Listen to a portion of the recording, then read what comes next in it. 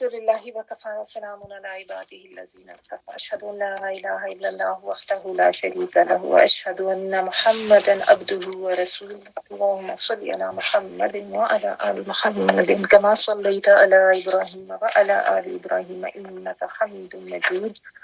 اللهم بارک علی محمد وعلى آل محمد كما بارکت علی ابراہیم وعلى آل ابراہیم انک حمید مجید بعد فاعوذ باللہ من الشیطان الرجیم بسم اللہ الرحمن الرحیم رب اشرح لی صدری ویسر لی امری واحلل عقدۃ من لسانی یفقہوا قولی۔ جی غزوہ حنین ہم پڑھ رہے تھے اور اس میں مشرکین کا تعاقب، یہ ٹاپک ہم نے کر لیا تھا آئی گیس لاسٹ ٹائم، جس میں مشرکین جو ہیں جب وہ بھاگے تھے، یا آپ نے اگر آپ کو تھوڑا سا ریمائنڈ کرا دوں کہ غزوہ حنین میں شروع میں ایک دم مسلمان جو تھے ان کو اپنی ذرا جو نو مسلمز تھے ان کو اپنی زیادہ تعداد پہ تھوڑا سا فخر ہو گیا، اور اس کے بعد اللہ کی طرف سے فوری پکڑ آئی، فوراً ایک دم جو دشمن تھا وہ ارد گرد چھپا ہوا تھا اور بہت زیادہ تیروں کی بوچھاڑ ہوئی، جس میں مسلمان جو تھے پھر وہ زیادہ تعداد میں تو گھبرا کے ادھر ادھر بھاگے رہے۔ نبی صلی اللہ علیہ وآلہ وسلم اور کچھ جو ان کے ساتھ جانثار صحابہ تھے وہ ساتھ ہی رہے، پھر آہستہ آہستہ سب کو پکارا گیا، سب واپس آئے، اور پھر خیر دشمن کا سامنا کیا، پراپر لڑائی ہوئی، اور اس کے بعد پھر کافی زوروں کی جنگ ہوتی ہے، اور لیکن پھر نبی صلی اللہ علیہ وآلہ وسلم نے ایک مٹھی مٹی لے کر ان کے اوپر پھینکی، شاہت الوجوہ کہہ کے ان کی آنکھیں بھر گئیں، اور پھر آہستہ آہستہ وہ جو ہے ان کو شکست ہوتی گئی۔ ٹھیک ہے، پھر آپ صلی اللہ علیہ وآلہ وسلم نے ان کے عورتوں بچوں کو پکڑ لیا، ان کے بہت سے فوجیوں کو بھی پکڑ لیا تھا، اور جب وہ بھاگے تھے مشرکین تو 3 گروہوں میں بٹ گئے تھے، جس میں سب سے بڑا گروہ طائف کی جانب بھاگا تھا، دوسرے نے نخلا کا رخ کیا، اور تیسرے نے اوتاس میں مورچہ بندی کی تھی۔ تو نبی صلی اللہ علیہ وآلہ وسلم نے ان کے پیچھے بھی بھیجے تھے لوگ، اور آپ نے اوتاس میں ابو موسیٰ اشری رضی اللہ تعالیٰ عنہ کے چچا تھے ابو عامر اشری رضی اللہ تعالیٰ عنہ، ان کو صحابہ کی ایک جماعت کے ساتھ بھیجا۔ انہوں نے دشمن کا سارا مال غنیمت قبضہ میں لے لیا، ٹھیک ہے، اور خود ویسے وہ شہید ہو گئے تھے، اور ان کی جگہ پھر ابو موسیٰ اشری نے سنبھال لی تھی، اور کامیاب پھر وہ واپس آئے تھے۔ ایک جماعت جو تھی وہ نخلا بھاگنے والوں کے پیچھے گئی تھی، وہاں پہ جو مشرکین بھاگے تھے، درید بن سما کو جا پکڑا اور اسے قتل کر دیا، اور نبی صلی اللہ علیہ وآلہ وسلم نے پھر حکم دیا مال غنیمت اور قیدیوں کو جمع کریں، اور پھر ان کی تو تعداد کافی زیادہ تھی، تقریباً 24,000 اونٹ، بکریاں 40,000، چاندی 4,000 کیا، یعنی 1,60,000 درہم، عورتیں تھے، بچے تھے، تو سب کو جیرانہ میں جمع کر کے حضرت مسعود بن عمر غفاری کو ان کا نگران مقرر فرمایا۔ کوئی زمانے میں ظاہر ہے کوئی ایسی جیلیں وغیرہ تو نہیں ہوتی تھی نا، تو اسی طرح ہوتا تھا، جو قیدی ہوتے تھے ان کے اوپر کوئی کسی کی کسٹڈی میں ایسے دے دیے جاتے تھے نگرانی میں۔ غزوہ طائف شوال سن 8 ہجری۔ اس کے بعد آپ صلی اللہ علیہ وآلہ وسلم نے طائف کا رخ کیا، راستے میں مالک بن عوف نصری کے قلعے سے گزرے تو اسے ڈھانے کا حکم دیا۔ طائف پہنچے تو دشمن 1 سال کی خوراک کا انتظام کر کے قلعہ بند ہو چکا تھا، لہٰذا اس قلعے کا محاصرہ کر لیا، یعنی اس کو گھیرا ڈال لیا۔ پہلے مسلمانوں کا پڑاؤ قریب تھا، اس لیے دشمن نے تیر برسا برسا کر مسلمانوں کو زخمی کیا، ظاہر ہے وہ تو اندر قلعہ بند ہو چکے تھے نا، اپنا پورا ارینجمنٹ کر کے اور خوراک وغیرہ لے کے، لہٰذا وہ اس مقام پر اٹھائے جہاں آج طائف کی مسجد ہے، یعنی تھوڑا پیچھے ہو گئے، پھر مسلمان پہلے قریب تھے۔ مسلمانوں نے دشمن کو ہتھیار ڈالنے پر مجبور کرنے کے لیے بہت سی اسٹریٹجیز کی، بہت سی تدبیریں انہوں نے کی، لیکن کوئی تدبیر کارگر نہیں ہوئی، وہ ظاہر اندر سے مورچہ بند ہو کے بیٹھے ہوئے تھے۔ حضرت خالد بن ولید رضی اللہ تعالیٰ روزانہ نکل کر دعوت مبارزت دیتے کہ بھی سامنے آؤ، سامنے آ کے میدان میں مقابلہ کرو، لیکن کوئی ان کا آدمی جو ہے نا وہ باہر نہیں آتا تھا، سامنے آیا ہی نہیں۔ پھر ان پہ منجنیق بھی نصب کیا گیا، وہ جس سے پتھر پھینکتے تھے نا، وہ والی مشین، وہ بھی کارگر نہ ہوئی۔ مسلمان جہاں بازو کا ایک گروہ 2 دبابوں یعنی ٹاپوں میں گھس کر نقب لگانے کے لیے قلعے کی دیوار میں، نقب ہوتا تھا وہ دیوار میں نا سوراخ کر لیتے تھے،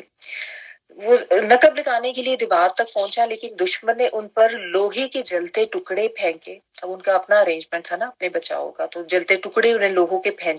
کے پھینکے، جس سے ظاہر ہے مسلمانوں کو پھر واپس آنا پڑا، اور وہ کوئی نقب نہ لگا سکے دیوار میں۔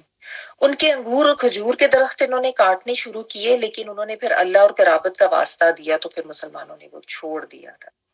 رسول اللہ صلی اللہ علیہ وآلہ وسلم کے منادی نے اعلان کیا کہ جو غلام قلعے سے اتر کر ہمارے پاس آ جائے وہ آزاد ہے، ٹھیک ہے، تو غلاموں کے لیے تو یہ بہت بڑی بات ہوتی تھی نا، تو اس اعلان پر 23 غلام اتر آئے، उन्हीं में अबू बकरा रजी अल्लाह ताला अन्हु भी थे, उनकी एक कुनियत उनको मिल गई थी। वो किले की दीवार पर चढ़कर एक चरखी की मदद से, जिसके जरिए रहट से पानी खींचा जाता, उससे लटक कर वो नीचे आ गए। रहट होता था तो पानी वगैरह लेते होते थे लोग खींच के, तो वो जो चरखी होती थी ना, लाइक वो जो पुली टाइप जो थी, उससे वो लटक के ऐसे नीचे आए। तो इसीलिए नबी सल्लल्लाहु अलैहि वसल्लम ने उनकी कुनियत अबू बकरा रख दी थी। बकरा चरखी को कहते हैं अरबी में, वो जो घूमने वाली पुली टाइप होती है। बकरा हमारे वाला नहीं है, उर्दू वाला। इस वजह से नबी सल्लल्लाहु अलैहि वसल्लम ने बस उनकी कुनियत ये रख दी थी। गुलामों का ये फरार जो था, ये किले वालों के लिए बहुत जान का था, यानी उनको बड़ा ये मुश्किल लगा कि क्या हमारे लोग हमें छोड़ छोड़ के भागने लग गए हैं। लेकिन एक बहुत बड़ी ऑफर थी गुलामों के लिए कि इनके पास रहेंगे तो गुलाम ही रहेंगे, उनके पास चले जाएंगे तो कम से कम आजादी तो मिल जाएगी। मुहासरे ने तूल पकड़ा, लेकिन फायदा कुछ ना हुआ। चुनाचा मुहासरे पर तकरीबन 20 दिन और बास ने कहा कि 1 महीना गुजर गया। रसूलुल्लाह सल्लल्लाहु अलैहि वसल्लम ने फिर नौफल बिन माविया दैली रजी अल्लाह ताला अन्हु से मशवरा किया। उन्होंने कहा कि लोमड़ी अपने भट में घुस गई है, आप डट गए तो पकड़ लेंगे, छोड़ भी देंगे तो ये आपका कुछ नहीं बिगाड़ सकते। ठीक है ना, यानी कि वो अब डर के बैठ गए हैं अंदर, तो हम उनका अब क्या करें। लेकिन इनमें दमखम इतना नहीं है, अगर दमखम होता तो जाहिर है सामने आके लड़ लेते ना, तो ये कुछ बिगाड़ नहीं सकते। यानी कहने का मतलब ये कि एक इस्लाम की ताकत उनके ऊपर जाहिर हो गई थी, मुसलमानों का रोब और दबदबा उनके ऊपर बैठ गया था, और काफी दिन का मुहासरा था। तो अब उसके बाद ज़रा मजीद वहां पे रुकने की कोई जरूरत नहीं थी। तो ये सुनकर आप सल्लल्लाहु अलैहि वसल्लम ने कूच का ऐलान फरमाया। बाज लोगों ने गुजारिश की कि आप इन पर बद्दुआ कर दें, लेकिन आप सल्लल्लाहु अलैहि वसल्लम ने क्या फरमाया, ए अल्लाह सकीफ को हदायत दे दे और उन्हें मुसलमान बना के ले आ। ठीक है ना, कि यानी जब वापसी बेहतर लगे और सुलह या इस्लाह का मौका हो तो नबी सल्लल्लाहु अलैहि वसल्लम यही करते थे। और सबसे बड़ी बात ये कि अफ़्व दरगुजर का मामला, ठीक है, क्योंकि आप सल्लल्लाहु अलैहि वसल्लम असल में तो खैर ख्वाह थी ना, असल में तो यही बताना चाहते कि ये सच्चा दीन है अल्लाह का, अल्लाह की मदद है हमारे साथ। और फिर जाहिर है एक इखलाक, बुलंद इखलाक का भी मुजाहरा करना था। तो ये भी एक इससे सबक मिलता है कि दीन के मामले में आला इखलाक, अफ़्व दरगुजर, सब्र और तहम्मुल, ये चीजें जो हैं ये बहुत जरूरी होती हैं। और मामला फहमी जो है ना, कि जहाँ पे आपको पता चल जाए कि अब ये जो दुश्मन है वैसे ही डर गया, इसके ऊपर रोब पड़ गया है और इसके ऊपर मजीद जो है वो आगे कार्रवाई की जरूरत नहीं है, तो वहां पे फिर जो बेहतर तरीका होता था आप सल्लल्लाहु अलैहि वसल्लम अल्लाह के हुक्म से और अल्लाह की दी हिकमत से वही फरमाते थे।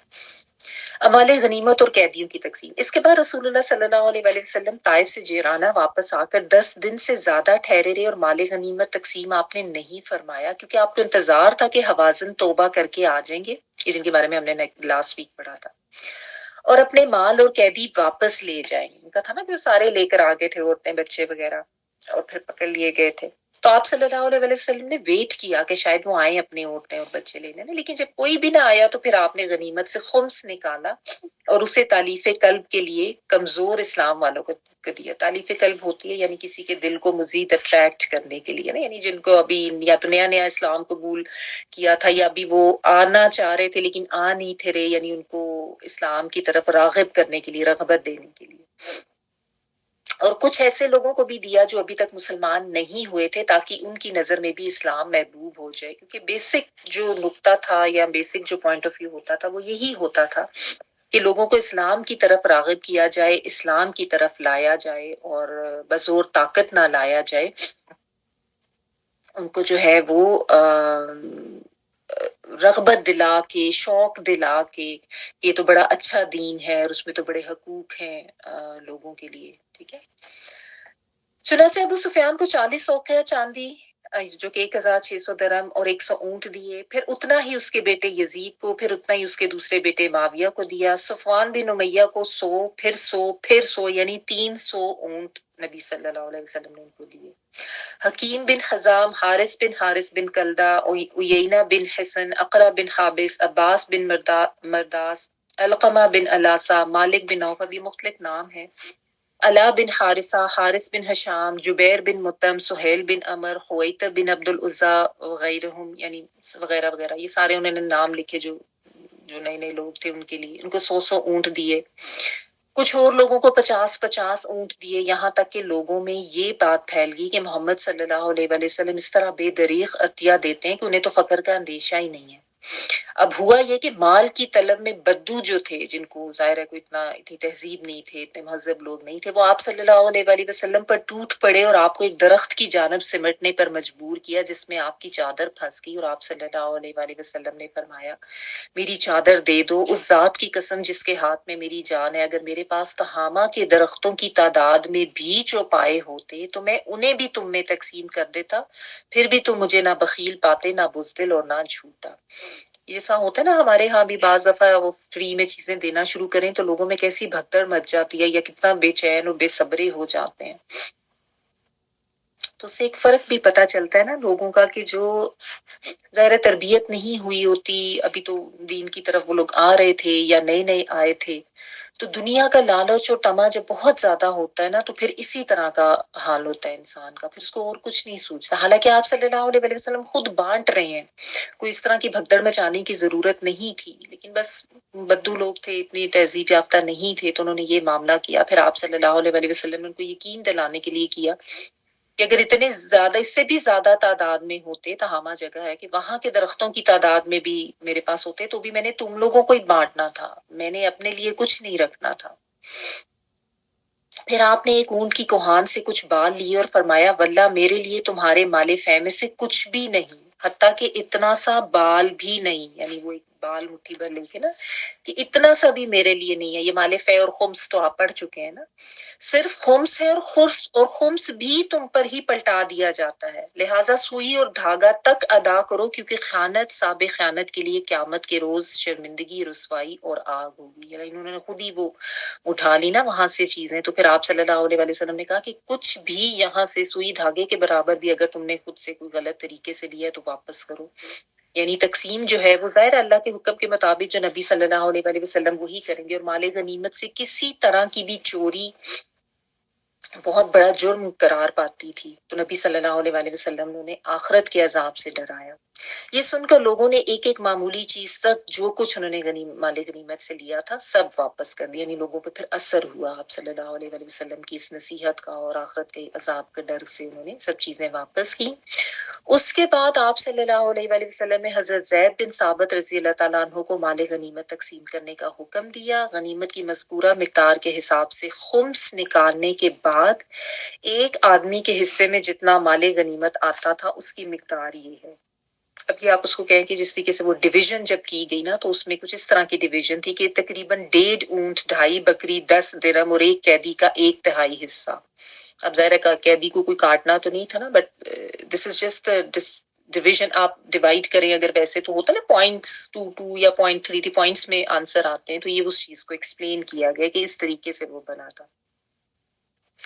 اب اگر ایک آدمی کو 10 درم دے کر باقی کوئی ایک ہی چیز دی جائے تو اس کے حصے میں یا تو صرف 4 اونٹ آئیں گے، یا صرف 40 بکریاں، یا ایک قیدی کا صرف 2/3 حصہ۔ ٹھیک ہے۔ اب ہوا یہ کہ جب اتنی زیادہ تقسیم کی گئی، وہ جو نو مسلم تھے اور جو یا جن کی تالیف قلب تھی اسلام کی طرف رغبت دلانا ضروری تھی، تو نبی صلی اللہ علیہ وسلم نے بہت زیادہ ان کو دے دیا نا، تو اب جو انصار تھے ان کو تھوڑا سا گلا شکوہ ہوا، اس کا بھی یہاں پہ بیان ہے۔ انصار کا شکوہ، رسول اللہ صلی اللہ علیہ وآلہ وسلم کا خطاب۔ انصار کو رسول اللہ صلی اللہ علیہ وآلہ وسلم کے اس فعل پر بڑی حیرت ہوئی کہ آپ نے مؤلفہ قلوب کو اندازے سے بڑھ کر عطیہ، مؤلفہ قلوب یعنی جن کی تالیف قلب کرنا جانا کی جانی مقصود تھی، ان کو تو آپ نے اندازے سے بڑھ کر عطیہ دیے اور انصار کو کچھ بھی نہ دیا۔ چنانچہ بعض انصار نے کہا کہ یہ کیسی تعجب کی بات ہے کہ آپ قریش کو دے رہے ہیں، ہمیں چھوڑ دیا ہے، حالانکہ ہماری تلواروں پہ ان کا خون لگا ہوا ہے۔ یہ بات انصار کے رئیس حضرت سعد بن عبادہ رضی اللہ تعالیٰ نے جب آپ صلی اللہ علیہ وآلہ وسلم کو پہنچائی، آپ صلی اللہ علیہ وآلہ وسلم نے صرف انصار کو جمع کیا، باقیوں کو نہیں۔ اللہ تعالیٰ کی حمد و ثنا کی، یعنی اب آپ صلی اللہ علیہ وآلہ وسلم نے نا ان کو ایک چھوٹا سا خطبہ سا دیا، جس میں سب سے پہلے اللہ کی حمد و ثنا کی، پھر اللہ نے آپ پر جو احسان کیا تھا اس کا ذکر فرمایا، پھر فرمایا انصار کے لوگوں تم اپنے دل میں دنیا کی ایک حقیر سی گھاس کے لیے ناراض ہو گئے، یعنی اتنی معمولی چیز کے لیے اتنی دنیا کے چھوٹے سے مال کے لیے جس کے ذریعے میں نے تو لوگوں کا دل جوڑا تھا. یعنی آپ صلی اللہ علیہ وسلم نے پھر وہ حکمت ان کو ایکسپلین کی کہ میں تو صرف ان کا دل اسلام کی طرف راغب کرنا چاہ رہا تھا تاکہ وہ مسلمان ہو جائیں، اور تم کو تو میں نے تمہارے اسلام کے حوالے کر دیا تھا. کہ یعنی انصار تو ویسے ہی بہت دل و جان سے پہلی اسلام لائے ہوئے تھے نا، تو آپ صلی اللہ علیہ وسلم کو پتا تھا کہ ان کی تو اسلام سے محبت اور مسلمانوں سے محبت ویسے ہی اتنی زیادہ ہے، ان کو تو یہ تو کبھی بھی اسلام کو نہیں چھوڑیں گے، یا ان کو تو کوئی ضرورت ہی نہیں ہے مزید اٹریکشن دلانے کی. یہ تو آلریڈی، کیونکہ اصل چیز تو اسلام میں مال و دولت تو نہیں ہے نا، آخرت کا مال اور آخرت کی کامیابی، اور آپ کہہ لیں کہ آخرت کا جو انسان کا مال نامہ بھاری ہونا چاہیے، اور وہاں کا بینک بیلنس میٹر کرتا ہے نا. یہ دنیاوی چیزیں تو سب وقتی ہوتی ہیں، سب عارضی ہیں، اور سب بالکل ہی ایسے آپ کہہ لیں کہ بے قیمت چیزیں. تو بہرحال نبی صلی اللہ علیہ وسلم نے ان کو یہ بتایا کہ میں نے تو تمہیں تمہارے اسلام کے حوالے کر دیا تھا. اے انصار، کیا تم اس سے راضی نہیں ہو کہ لوگ اونٹ اور بکریاں لے جائیں اور تم رسول اللہ صلی اللہ علیہ وسلم کو لے کر اپنے ڈیروں میں جاؤ؟ دیکھیے کتنی خوبصورت بات آپ صلی اللہ علیہ وسلم نے کہی نا، کہ وہ تو دنیا کا مال لے کے جا رہے ہیں تمہارے ساتھ، مطلب اللہ کا رسول، کیونکہ ان کو یہ بہت تھا نا کہ کہیں نبی صلی اللہ علیہ وسلم مکہ میں ہی نہ رک جائیں اور شاید واپس ہی نہ آ جائیں. تو پہلے بھی نبی صلی اللہ علیہ وسلم نے ان کی تسلی کرائی تھی. تو انہوں نے کہا کہ تمہارے لیے کیا زیادہ قیمتی بات ہے کہ وہ لے جائیں اونٹ اور بکریاں، اور تم اللہ کے رسول کو لے کر اپنے ڈیروں میں جاؤ صلی اللہ علیہ وسلم. اس ذات کی قسم جس کے ہاتھ میں محمد کی جان ہے صلی اللہ علیہ وسلم، اگر ہجرت نہ ہوتی تو میں بھی انصار کا ایک فرد ہوتا، اور اگر سارے لوگ ایک راہ پر چلیں اور انصار دوسری راہ پر چلیں تو میں بھی انصار ہی کی راہ چلوں گا. اے اللہ، انصار پر رحم فرما، اور انصار کے بیٹوں پر اور انصار کے پوتوں پر. یعنی آپ صلی اللہ علیہ وسلم نے اتنی زیادہ ان کی تعریف کی، ان کے ساتھ اتنی زیادہ اپنی محبت کا اظہار کیا، اور پھر اللہ سبحانہ تعالیٰ سے ان کے لیے رحم مانگا. تو نبی صلی اللہ علیہ وسلم کی طرف سے رحمت کی دعا، ان کے لیے محبت کا اظہار، کوئی چھوٹی معمولی بات تو نہیں تھی نا. اس پر وہ لوگ اتنا روئے کہ داڑیاں تر ہو گئی، اور کہنے لگے کہ ہم راضی ہیں کہ ہمارے حصے میں اور نصیب میں رسول اللہ صلی اللہ علیہ وسلم. سبحان اللہ. اس کے بعد رسول اللہ صلی اللہ علیہ وسلم واپس آ گئے، اور انصار بھی واپس ہو گئے. دیکھیں نا، نبی صلی اللہ علیہ وسلم نے ایک بڑی غیر معمولی تقسیم تو کی تھی مال غنیمت کی، ان لوگوں کو بہت زیادہ دیا تھا اور ان کو نہیں دیا تھا، لیکن اس کے پیچھے جو اللہ سبحانہ تعالیٰ نے آپ کو جو حکمت اور معاملہ فہمی سکھائی تھی نا، وہ چیز تھی اس کے بیک گراؤنڈ میں، کہ ایک تو آپ جھگڑا سلجھانے میں بھی بہت زیادہ، مطلب آپ کا سبحان اللہ ایسی حکمت تھی، اور ایسی تاثیر اللہ سبحانہ تعالیٰ نے آپ کی زبان میں اور آپ کی گفتگو میں عطا فرمائی تھی کہ کس طریقے سے لوگ جو ہے وہ، آپ دیکھیں جو پہلے ایک دم اتنا اعتراض کر رہے تھے، وہ پھر کس طریقے سے آپ صلی اللہ علیہ وسلم کے ساتھ ہوئے، اور پھر رونے بھی لگ گئے کہ ہاں ہم نے کیوں ایسا، یعنی ان کو احساس ہوا کہ ہم نے دنیا کا لالچ کیا ہی کیوں ہے. ہمارے حصے تو نبی صلی اللہ علیہ وسلم اللہ کے رسول آ گئے ہیں، ان کی محبت اور ان کی دعائیں ہمیں مل گئی ہیں، اور ان کی پریزنس یعنی آپ صلی اللہ علیہ وسلم کی موجودگی ہمارے درمیان ہو تو یہ اونٹ بکریاں ان کی تو کوئی اہمیت رہ ہی نہیں جاتی نا. ٹھیک ہے. تو بہرحال یہ اس سے ایک تو نبی صلی اللہ علیہ وسلم کی بہت زیادہ محبت نظر آتی ہے انصار کے لیے، کیونکہ انصار جو تھے وہ معمولی لوگ نہیں تھے نا.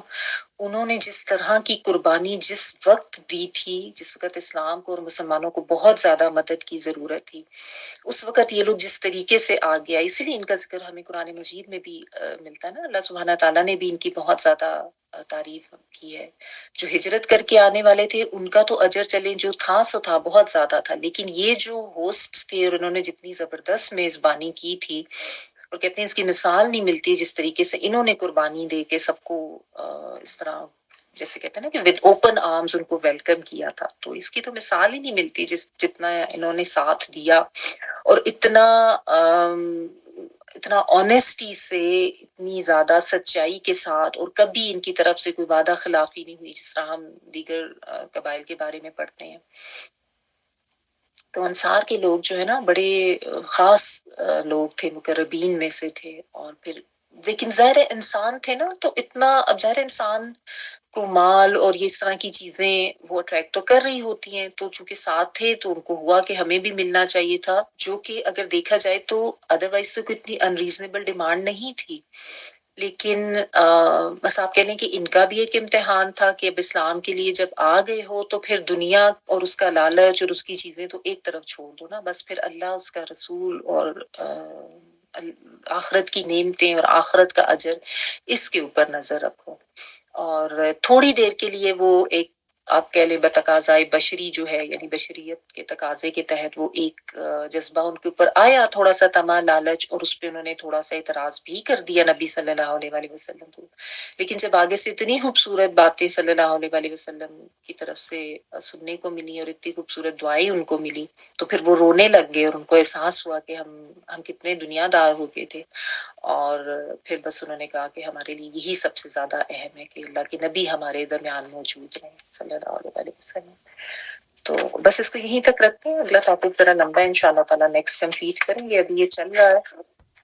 آخر دعوانا الحمد للہ رب العالمین، سبحانک اللہم وبحمدک، نشہد ان لا الہ الا انت، نستغفرک ونتوب الیک، سبحان ربک رب العزۃ عما یصفون، وسلام علی المرسلین، والحمد للہ رب العالمین۔ بارک اللہ لی ولکم فی القرآن العظیم ونفعني وإیاکم بالآیات والذکر الحکیم۔ دعا کر لیجیے۔